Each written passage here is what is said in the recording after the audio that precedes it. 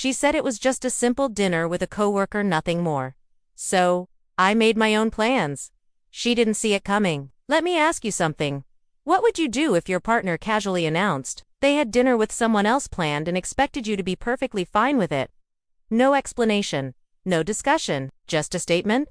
If it's your first time visiting, don't forget to subscribe and share this video with someone you care about. Drop a comment and tell me where you're rewatching from. I genuinely enjoy hearing from people all over the world. They shared dreams, supported each other's goals, and found peace in small rituals like their quiet coffee mornings. Hey, I'm really glad you're here. Now, let's get into today's story. For 6 years, Nathan Hale believed he and Selena were unbreakable, not just husband and wife, but teammates in every sense. That memory used to mean everything to him. He could still recall the night he proposed, rain falling softly on the dock, her hands shaking slightly as she said, yes. But on a quiet Wednesday evening, everything changed. They were sitting at the table, half watching a muted game show in the background. Nathan was reaching for the salt when Selena casually dropped the bomb, but she didn't even glance at him. She was calmly buttering her toast, eyes fixed on her plate. No reason, no details. I've got dinner with a colleague this Saturday, she said,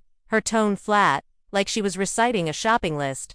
Nathan froze for a second. He looked at her, waiting for some kind of smile, a laugh, something that told him it was a joke. See what it's like, dinner with someone else? His chest tightened, but his voice stayed steady. What do you mean? He asked. Selena finally met his gaze, and there was something behind her eyes, something calculated. She was testing him, waiting for him to react, maybe even hoping he would.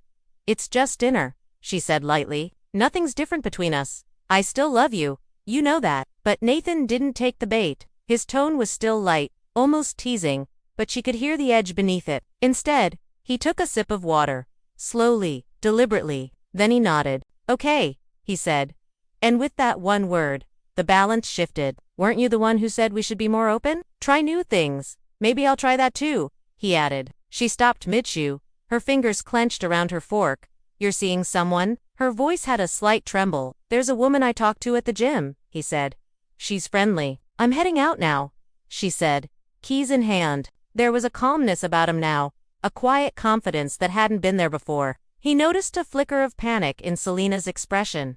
Just a hint. The way her hand trembled slightly, it said enough. And he hadn't even left the house yet. Is that a problem? He asked with a faint smile. I just didn't expect that from you, she said quietly. That's interesting, he replied, his smile not quite reaching his eyes.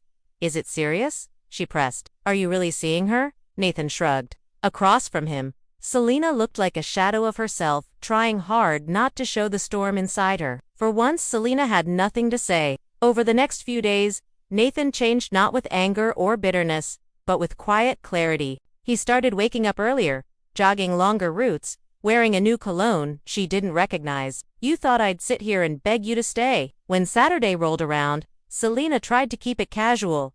I've got plans too, Nathan replied. With the gym woman?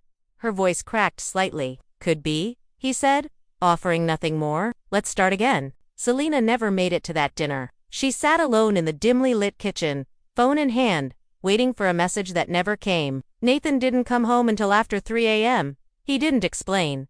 Didn't apologize? How was your night?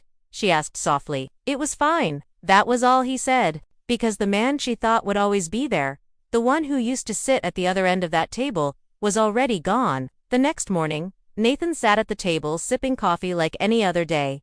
Nathan, what are we doing?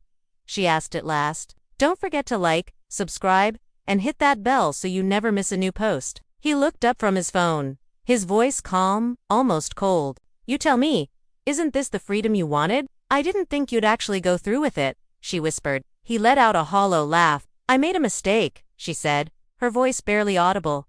Yes, he replied. Later that day, she walked into the living room and saw the divorce papers already signed, sitting neatly on the table. Nathan was in the bedroom packing. Please, she said, standing in the doorway. We can get through this.